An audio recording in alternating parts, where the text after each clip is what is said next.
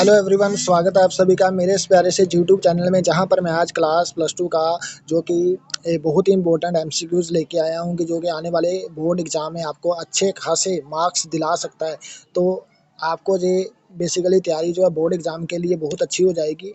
तो इसी तरह की सीरीज़ मैं चलाने वाला हूं, तो आप जुड़े रहिए मेरे साथ। तो इसके अंदर क्या करने वाले हैं हम, यूनिट फर्स्ट जो है क्लास प्लस टू का इलेक्ट्रोस्टैटिक, ठीक है।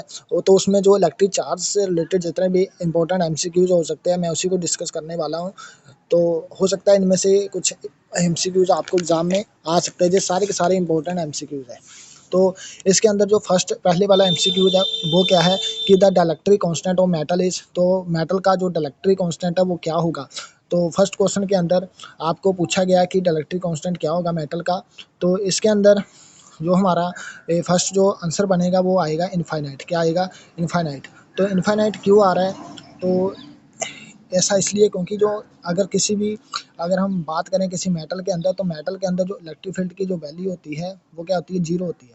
तो जब इलेक्ट्रिक फील्ड की वैल्यू जीरो है, इट मीन्स वो डाइलेक्ट्रिक कांस्टेंट क्या होगा? इनफाइनाइट होगा।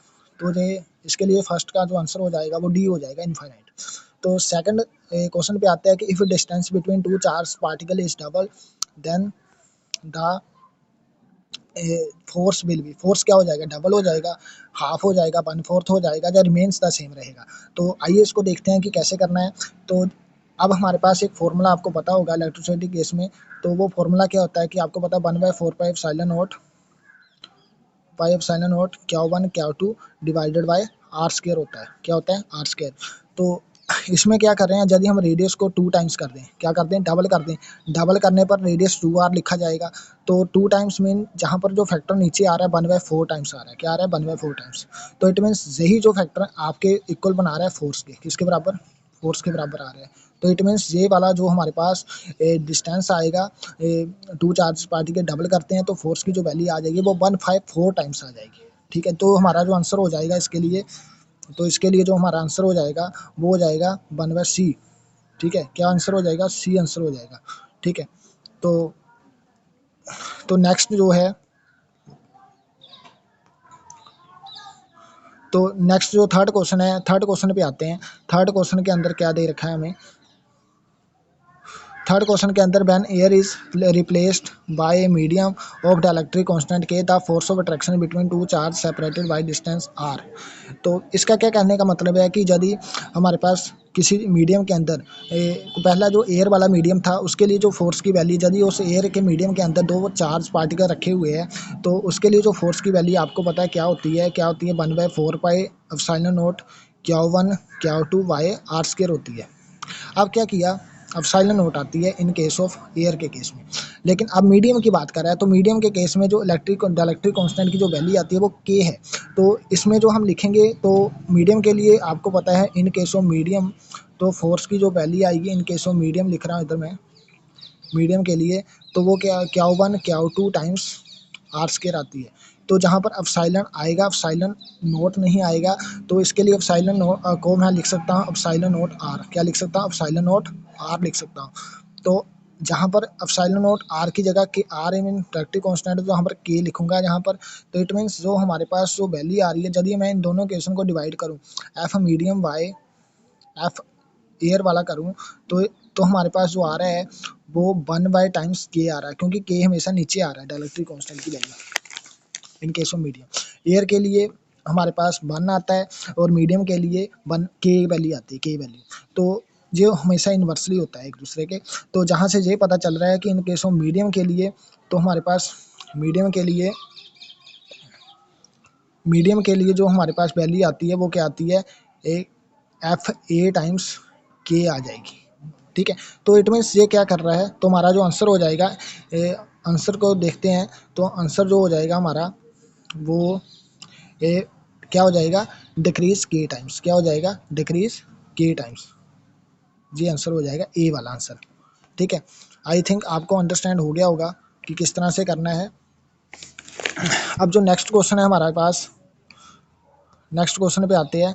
तो नेक्स्ट क्वेश्चन में क्या बताया गया है? नेक्स्ट क्वेश्चन है क्या, पहले पढ़ लेते हैं कि the study of effect associated with the dielectric charge at rest is called, क्या बोलते हैं उस इफेक्ट को, उस स्टडी को क्या कहते हैं जब चार्ज रेस्ट पे होता है, हम उस टाइम पे जो जितने फिनोमेना होते हैं रेस्टिंग वाले स्टेट के अंदर, जब चार्ज रेस्ट पे है तो उसको किस नाम से जाना जाता है, उसकी स्टडी को क्या बोलते हैं, दैट्स आर कॉल्ड इलेक्ट्रोस्टैटिक, क्या बोलते हैं, इलेक्ट्रोस्टैटिक। तो जो नेक्स्ट क्वेश्चन है, क्वेश्चन नंबर 5। क्वेश्चन नंबर 5 क्या है, the number of electrons in one coulomb of charge, ये भी आपको वैसे पता होना चाहिए कि one coulomb number of electrons कितने होते हैं कूलम के अंदर। वन कूलम आपको पता है कूलम का यूनिट क्या होता है, कूलम किसका यूनिट है, चार्ज का। तो कितने नंबर ऑफ इलेक्ट्रॉन्स होते हैं एक कूलम के अंदर, वो वैल्यू जो आंसर हो जाएगा हमारे पास बी हो जाएगा, क्या हो जाएगा, बी 6.25 मल्टीप्लाई 10⁻18। ठीक है। तो नेक्स्ट जो है क्वेश्चन हमारा, क्वेश्चन नंबर 6 है कि when some charges is placed on a soap bubble, क्या हो जाएगा, इसका रेडियस इंक्रीज कर जाएगा, डिक्रीज कर जाएगा, जहाँ ये बबल कोलैप्स कर जाएंगे, या इस रेडियस जो है सेम रहेगा हमेशा, क्या हो जाएगा। तो इसका जो आंसर होगा, जब हम मान के चलो कि आपके पास सोप बबल है, उस सोप बबल के ऊपर आपने क्या किया, कुछ चार्जेस सेम नेचर के चार्जेस है मान के चलो, ठीक है, वो नेचर आप चार्जेस अब आपने उसके अंदर कुछ चार्ज प्लेस किए, तो क्या होगा, उनका जो सेम नेचर के चार्जेस होंगे तो क्या करेंगे, रिपेल करेंगे, क्या करेंगे, रिपेल करेंगे। तो रिपेल हमें बताया नहीं गया कि चार्जेस, तो हम सेम चार्जेस लेके चलते हैं, तो हमारा जो क्या कर जाएगा, रिपेल करने पर रेडियस वो क्या करेगा, सोप बबल का इंक्रीज कर जाएगा, क्या कर जाएगा, इंक्रीज कर जाएगा। तो हमारा आंसर हो जाएगा आंसर नंबर बी, क्या हो जाएगा, बी हो जाएगा। तो नेक्स्ट जो क्वेश्चन है, क्वेश्चन नंबर 7। क्वेश्चन नंबर 7 के अंदर क्या बताया है कि the dielectric constant of insulator can be, insulator के केस में जो डाइलेक्ट्रिक कांस्टेंट की जो वैल्यू होती है आपने याद रखनी है कि वो 5 होती है, क्या होती है, 5 होती है, कितनी होती है, 5। तो नेक्स्ट क्वेश्चन है,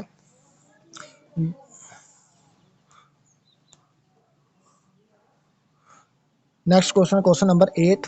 क्वेश्चन नंबर 8 में क्या बताया है, क्वेश्चन नंबर 8 में क्या बताया है कि इसमें जो है कि the charge Q1 exert some force on second charge Q2 if the third charge Q3 is brought near the force Q1 exert on Q2। इसमें क्या है कि कोई मान लेते हैं कि दो चार्जेस है Q1 और Q2, Q1 चार्ज क्या लगा रहा है, फोर्स लगा रहा है Q2 के ऊपर, मान के चलो थर्ड चार्ज Q3 आ जाता है, तो उस टाइम पे क्या इफेक्ट पड़ेगा उसके फोर्स के ऊपर, Q1 जो फोर्स लगा रहा है Q2 के ऊपर, क्या उस पर कुछ फर्क पड़ेगा। तो इसका जो आंसर आएगा कि इसमें कोई फर्क नहीं पड़ेगा, तो आंसर जो हमारे पास आएगा इसका वो आएगा रिमेन्स अनचेंज्ड, क्या आएगा, रिमेन्स अनचेंज्ड, रिमेन्स अनचेंज्ड। ठीक है।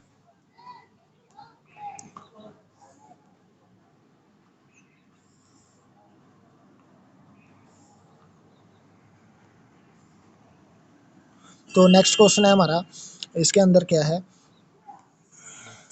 Question number 9। क्वेश्चन नंबर 9 के अंदर क्या है कि the relative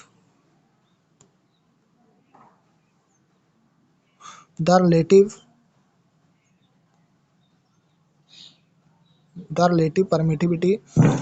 relative permittivity of the mica is 6, but is the absolute permittivity, absolute permittivity की वैल्यू निकालनी है। तो absolute permittivity की वैल्यू, इसके लिए क्या करना है आपको, epsilon is equal to epsilon के टाइम्स हो जाएगा, क्या हो जाएगा, एप्सिलॉन नॉट के टाइम्स, ये फॉर्मूला लगाना है। तो जहाँ पर के की वैल्यू आपको 6 दे रखी है और एप्सिलॉन नॉट की वैल्यू आपको पता होनी चाहिए कितनी होती है, 8.854 मल्टीप्लाई 10⁻12 आप इसको साथ मल्टीप्लाई करोगे, जब मल्टीप्लाई करोगे तो आपके पास जो आंसर आने वाला है वो आंसर ए आने वाला है, कौन सा आंसर आएगा, ए आंसर आने वाला है। ठीक है, तो इसका आंसर जो हो जाएगा ए। तो नेक्स्ट क्वेश्चन है हमारे पास कि क्वेश्चन नंबर 10। क्वेश्चन नंबर 10 क्या बता रहा है, क्वेश्चन नंबर 10 के अंदर है क्या कि the unit of absolute permittivity of free space के लिए क्या हो जाए, यूनिट बताने हैं, यानी कि एप्सिलॉन नॉट की वैल्यू बताने हैं। फ्री स्पेस है तो एप्सिलॉन नॉट लिखेंगे, तो इसके लिए आपको वही फॉर्मूला याद रखना है, 1/4 epsilon naught Q1 Q2 divided by r square. तो वो फॉर्मूला लगाते हैं, तो एफ की जहाँ पर हम एप्सिलॉन नॉट की वैल्यू निकालना चाहते हैं तो एप्सिलॉन नॉट का रखोगे एक साइड, तो फॉर्मूला वही रहेगा 1/4 एफ की वैल्यू नीचे, एफ नीचे आएगा, एफ उधर था, एप्सिलॉन नॉट निकालना चाहते हैं, एप्सिलॉन नॉट एफ की जगह चला जाएगा, तो Q1 Q2 divided by r square. तो जहाँ पर 1/4 तो कांस्टेंट है, तो जहाँ पर फोर्स का यूनिट न्यूटन होता है, Q1 का चार्ज कूलम और Q भी उसका भी क्या यूनिट आएगा कूलम। तो कूलम स्क्वायर लिख देता हूँ। तो कूलम स्क्वायर डिवाइडेड बाय इसका क्या आ जाएगा, आर का क्या आ जाएगा, मीटर है तो मीटर स्क्वायर आ जाएगा। तो इसका जो यूनिट बना है कूलम स्क्वायर पर न्यूटन पर मीटर स्क्वायर। तो आंसर जो होने वाला है हमारा वो है कूलम स्क्वायर पर न्यूटन पर metre square. Answer number B क्या होने वाला है, आंसर नंबर बी। तो इससे नेक्स्ट वाला क्वेश्चन क्या है, नेक्स्ट वाला क्वेश्चन है जो हमारे पास क्वेश्चन नंबर 11। क्वेश्चन नंबर 11 क्या है कि when a body become negatively charge its mass. देखो जब भी किसी बॉडी के ऊपर ऐसा होता है कि दो बॉडीज है हमारे पास, एक बॉडी पे चार्ज प्लस है, दूसरी बॉडी पे क्या है चार्ज नेगेटिव है। इट मीन्स जो नेगेटिव की बात करें, इट मीन्स नेगेटिव चार्ज बढ़ रहा है, इट मीन्स बढ़ रहा है। तो इसका मतलब क्या है कि इलेक्ट्रॉन की वैल्यू बढ़ रही है, इलेक्ट्रॉन की वैल्यू बढ़ रही है, इट मीन मास बढ़ रहा है।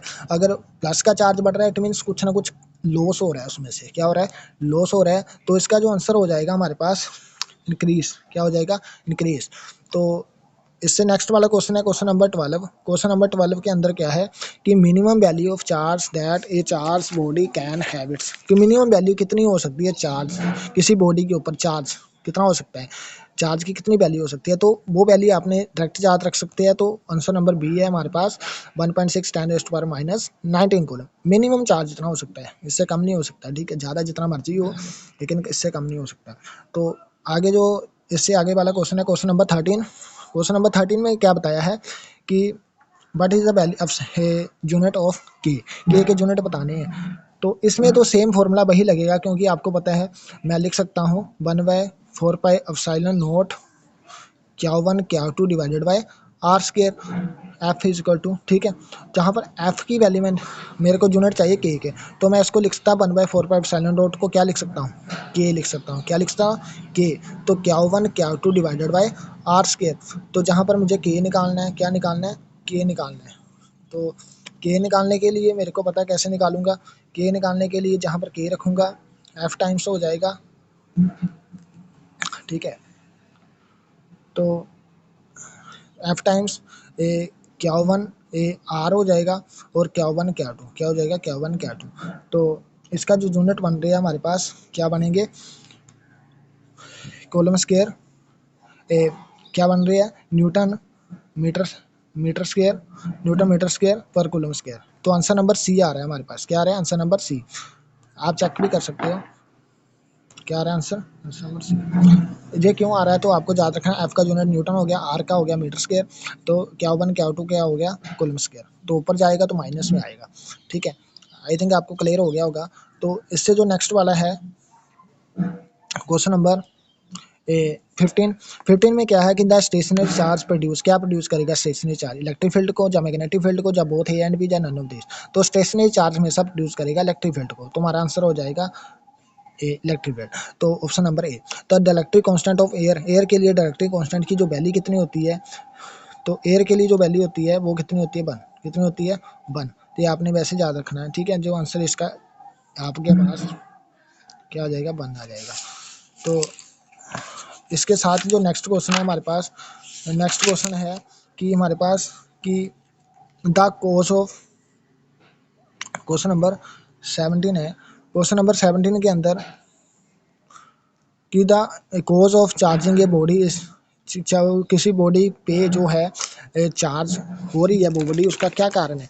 तो वही है कि ट्रांसफर ऑफ इलेक्ट्रॉन्स, क्या है, ट्रांसफर ऑफ इलेक्ट्रॉन। तो आंसर नंबर सी आएगा, क्या आएगा, आंसर नंबर सी, ठीक है। तो सिमिलरली क्वेश्चन नंबर 18 है। 18 का आंसर क्या है, एक glass rod is rubbed with silk, it carry positive charge because a proton are added to it, proton are removed from it, transfer of electron. तो इसका जो आंसर आएगा आपके पास ट्रांसफर ऑफ इलेक्ट्रॉन्स, क्या आएगा, ट्रांसफर ऑफ इलेक्ट्रॉन्स। तो thank you. अगर आज आपको वीडियो पसंद आई है तो चैनल को लाइक और सब्सक्राइब करें। Thank you.